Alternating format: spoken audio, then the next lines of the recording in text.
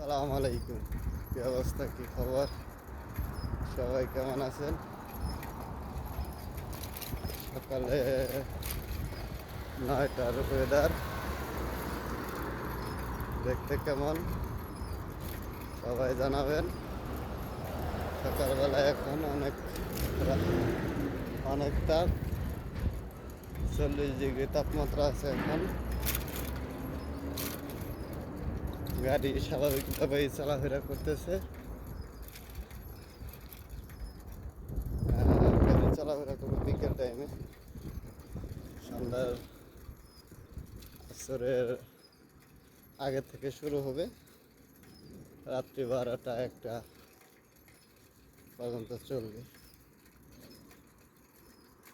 তা সবাই ভালো থাকেন, সবাই ভালো থাকেন এই দোয়া কামনা করছি। আল্লাহ হাফেজ।